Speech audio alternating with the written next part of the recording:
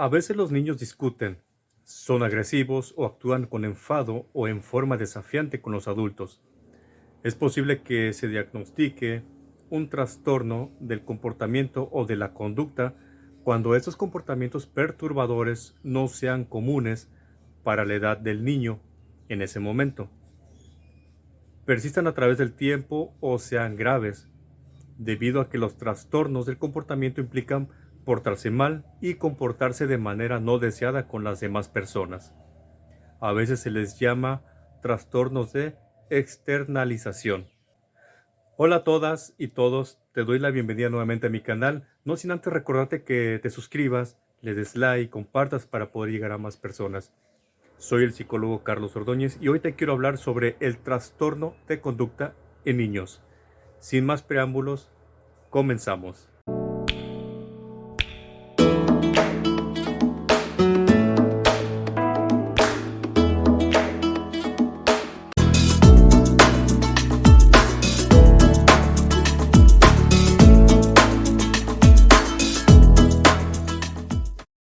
Es natural que un niño o un adolescente se comporte mal en ocasiones.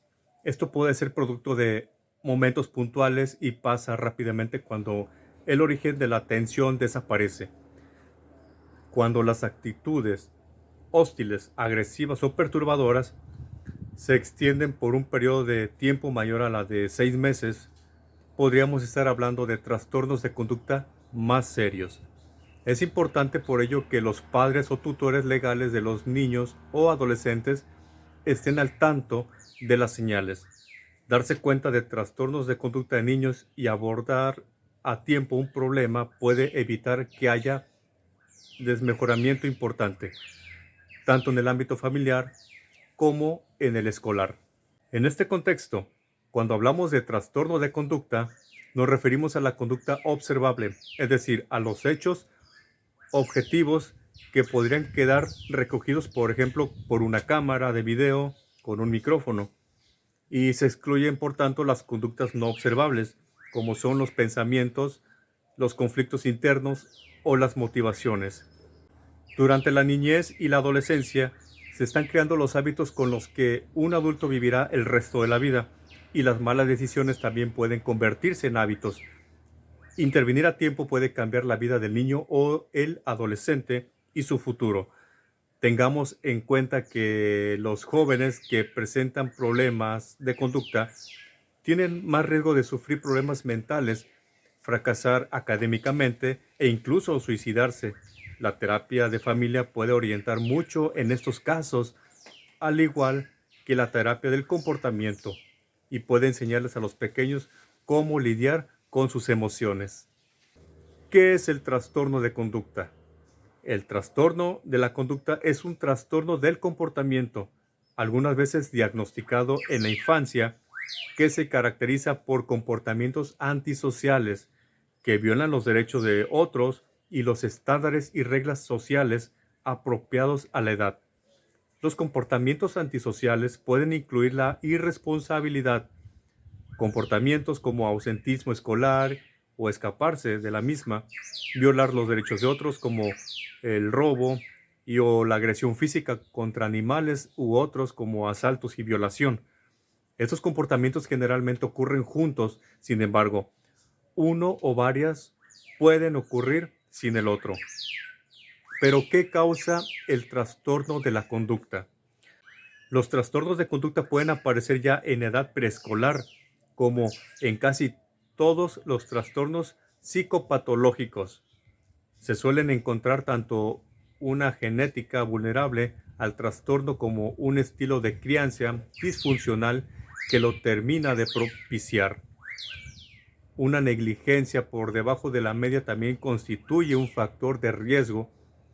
En general, podemos decir que los niños aquejados de este tipo de trastorno provienen de contextos familiares poco amorosos, de pocos límites o ambas cosas. Los niños que han sufrido experiencias de rechazo temprana, negligencia en la crianza, rigidez autoritaria o abusos físicos o sexuales son los más proclives al trastorno de conducta. En la adolescencia, Las compañías frecuentadas pueden ser también un problema. Las condiciones que atribuyen al desarrollo del trastorno de la conducta se consideran que son multifactoriales, lo que significa que muchos factores contribuyen a la causa. Las pruebas neuropsicológicas han demostrado que los niños y adolescentes con trastorno de la conducta tienen un deterioro en el lóbulo frontal del cerebro que interfiere con su capacidad para planear, evitar el daño y aprender de experiencias negativas. Se considera que el temperamento en la infancia tiene una base genética. Los niños o adolescentes a quienes se consideran que tienen un temperamento difícil tienen más probabilidades de desarrollar problemas conductuales. Los niños o adolescentes de ambientes de hogares desfavorecidos, disfuncionales y desorganizados tienen también más probabilidades de desarrollar trastornos de la conducta, aunque se puede encontrar en todos los grupos socioeconómicos. Se ha encontrado que los problemas sociales y el rechazo del grupo de pares contribuyen a la delincuencia. El estatus socioeconómico bajo ha sido asociado con los trastornos de la conducta. Los niños y adolescentes que exhiben comportamientos como agresivos, pues tienen un perfil cognitivo y psicológico distintivos cuando se comparan con niños con otros problemas mentales y grupos de control. Todos los factores contribuyen o influyen en cómo los niños y adolescentes interactúan con otras personas. Pero ¿quién resulta afectado por los trastornos de la conducta? El trastorno es más común en chicos que en chicas. Los niños y adolescentes con trastornos de la conducta con frecuencia tienen también otros problemas psiquiátricos que pueden contribuir al desarrollo del trastorno de la conducta. La prevalencia de los trastornos de la conducta ha aumentado en las décadas recientes a través de las razas, culturas y grupos socioeconómicos. ¿Cuáles son los síntomas del trastorno de la conducta? La mayoría de síntomas vistos en niños con trastorno de la conducta ocurren también a veces en niños sin ese trastorno. Sin embargo, en niños con trastorno de la conducta, esos síntomas ocurren con más frecuencia e intervienen con el aprendizaje, ajuste escolar y algunas veces con las relaciones del niño con otros. ¿Qué tipo de alteraciones se observan en los niños con problemas de conducta? Déjame decirte que los trastornos de conducta en los niños pueden adoptar múltiples formas. Estos son algunos de los signos alarmantes que podemos reconocer en niños y adolescentes y que nos indican que es hora de tomar cartas en el asunto. Algunas alteraciones son dañarse físicamente a sí mismo, lastimar a otras personas o mascotas, discusiones frecuentes y rabietas exageradas, consumo de sustancias ilícitas como cigarrillos o alcohol, hostilidad hacia las figuras de autoridad, robar reiteradas veces y mentir, tener relaciones sexuales de forma prematura, no acudir a las clases, agresividad, conductas desafiantes y oposicionistas, inestabilidad emocional, arrogancia, relaciones superficiales, dependencias emocionales, inhibiciones, miedos y mutismo. Otros trastornos de conducta en niños y adolescentes podrían ser que en ocasiones pueden aparecer también muchas veces precediendo el trastorno de conducta. El trastorno negativista desafiante, donde los niños o adolescentes pueden estar la mayor parte del tiempo irritables o enojados. Pueden discutir a menudo y negarse a obedecer a sus padres, a las personas que los cuidan, a los maestros u otros. Tal vez quieran también lastimar a alguien que creen que les ha ocasionado daño. Otra variante es el trastorno explosivo y intermitente. Los niños o adolescentes con ese trastorno pueden tener arranques de conductas agresivas o violentas, o gritos inclusive. Pueden tener rabietas extremas y empezar peleas físicas. Usualmente tienen una reacción excesiva y extrema a las situaciones y no consideran las consecuencias. Los arranques ocurren con poca o ninguna advertencia. Suelen durar 30 minutos o menos. Después del arranque, el niño o adolescente puede lamentarlo o sentirse avergonzado. El trastorno por déficit de atención e hiperactividad que es el TDAH, se trata del trastorno de conducta más frecuente, presentándose en casi un 7% de la población infantil y juvenil. Este trastorno se caracteriza por la dificultad que presentan los individuos para prestar atención al estímulo durante un periodo de tiempo prolongado.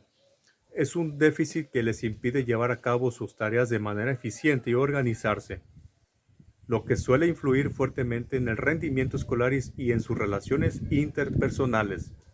Es un trastorno que puede presentarse habitualmente en una edad comprendida de 3 a 17 años. Suele ser bastante estable y sus síntomas disminuyen con el paso del tiempo, en especial cuando se recibe tratamiento. Estos son algunos de los signos que pueden observarse en niños y adolescentes con trastorno por déficit de atención e hiperactividad: inquietud extrema, incapacidad para quedarse sentado, entrometimiento en las actividades de otras personas y lo que es la incapacidad para esperar. ¿Cuál es el tratamiento del trastorno de conducta? El tratamiento debe ser individualizado y estudiar en cada caso la sintomatología clínica implicada a la situación familiar y social del menor.